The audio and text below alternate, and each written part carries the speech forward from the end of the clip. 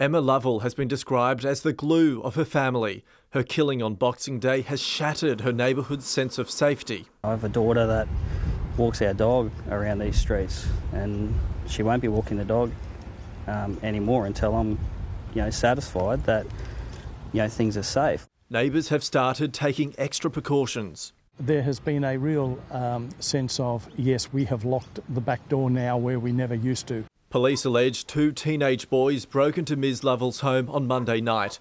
Officers say she and her husband Lee were defending their property when they were stabbed. 4 teenage boys were arrested nearby.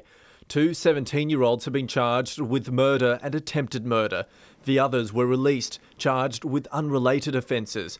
Police sources have told the ABC at least one accused killer was on bail when the couple was allegedly attacked. How many of the murder accused were on bail? Look, I'm not going to comment on that today. Police did not say where the knife came from or whether any of the alleged offenders lived at a local care house for youths. We need to know why the young people were in that street at that particular hour on that particular night, and that's under investigation, and they're not matters that I'm going to comment on today. The teens' matters have been heard at the Brisbane Magistrates Court, but they did not appear. They're unable to apply for bail at this stage due to the seriousness of the charges.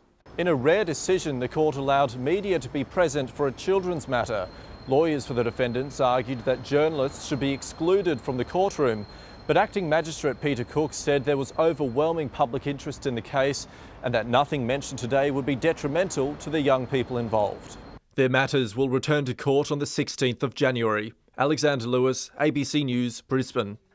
The head of Queensland's Youth Justice Task Force thrust into the spotlight as the issue rears its head again. Do you think it is in fact better than what it was a few years ago?